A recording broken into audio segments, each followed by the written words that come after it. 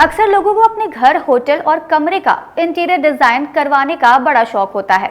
सबकी अपनी अपनी पसंद होती है। किसी को लाल तो किसी को नीला पसंद होता है, जिसके चलते लोग अपनी पसंद का रंग चुनते हैं। लेकिन जब इन रंगों में गुलाबी रंग की बात आती है तो मामला विवादित हो जाता है। जी हाँ, अब इस सूचना कॉलोनी से मिली सूचना के मुताबिक गुलाबी रंग के इंटीरियर का लोगों पर ऐसा प्रभाव पड़ता है कि वो डिप्रेशन तक में जा सकते हैं। और एक समय ऐसा भी था जब इसके एक शेड पर बैन लगाया गया था। चलिए इस जानकारी को शुरुआत से शुरू करते हैं। 70 के दशक के आखिर में अमेरिकी रिसर्चर अलेक्जेंडर सचॉस ने एक रंग बनाया था। सफेद लेटेक्स और लाल आउटडोर पेंट के खास रेशो को मिलाकर बनाया गया ये रंग असल में चमकीला गुलाबी था। साल 1979 में बने खास तरह के पिंक कलर को नाम मिला सचॉस पिंक। इसे ही बेकर मिलर पिंक भी कहा गया। कुछ समय बाद अलेक्जेंडर ने इस कलर को अपने शरीर पर यूज करना शुरू कर दिया। इसी दौरान उन्हें पता लगा कि गुलाबी रंग का एक टोन उनके शरीर पर काफी असर करता है और लगातार इस रंग को देखने पर अलेक्जेंडर को कमजोरी महसूस होने लगती है। इसी बात को आजमाने के लिए अलेक्जेंडर ने सियाटल के नेवल करेक्शन यूनिट के कैदियों पर इस रंग से प्रयोग किया। असल में इसी यूनिट के नाम पर इस पिंक टोन को बेकर मिलर पिंक कहा गया। हुआ यूं कि मार्च 1979 में सिएटल के सबसे हिंसक कैदियों पर इस कलर का एक्सपेरिमेंट शुरू हुआ, जिसके चलते कैदियों के कमरों की दीवारें सचॉस पिंक से रंग दी गई। बताया जाता है कि इसके बाद मारपीट पर उतर आने वाले क्रिमिनल अब शांत होने लगे थे। कुछ समय बाद कमरों की दीवारों से रंग हटा लिया गया, लेकिन पिंक से उनको लगातार रूबरू करवाया जाता रहा। जिसके बाद अमेरिकी नेवी की एक रिपोर्ट में दावा किया गया कि अगर रोज 15 मिनट तक भी इस पिंक कलर में कैदियों को एक्सपोज किया जाए तो वे काफी हद तक शांत रहते हैं। इसके बाद फिर से सत्यता को जानने के लिए पिंक की एक खास टोन कई दूसरे जेलों में भी आजमाई गई। अब इस बार के कैदी पहले के कैदियों की तुलना में शांत थे।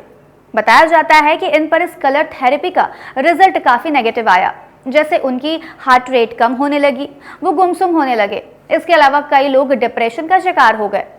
हालांकि इस समय भी और इसके बाद भी इस तरह के तर्क का लगातार खंडन किया जाता रहा। बावजूद इसके इस पर एक्सपेरिमेंट जारी रहे।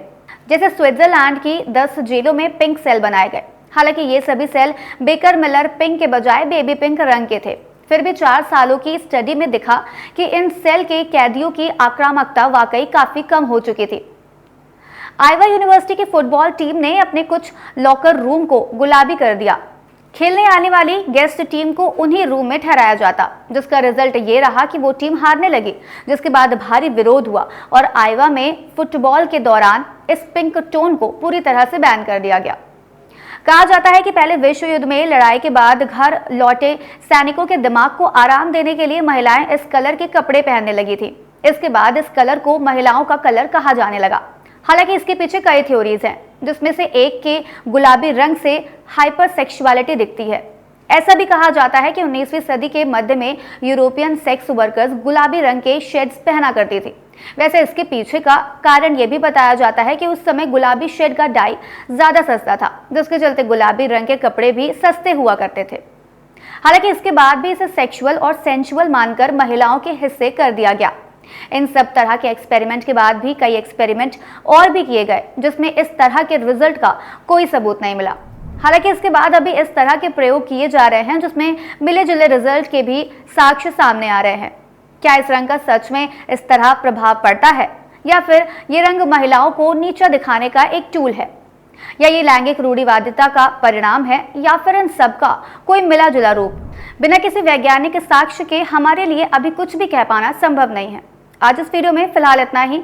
तब तक के लिए मुझे दीजिए इजाजत। नमस्कार।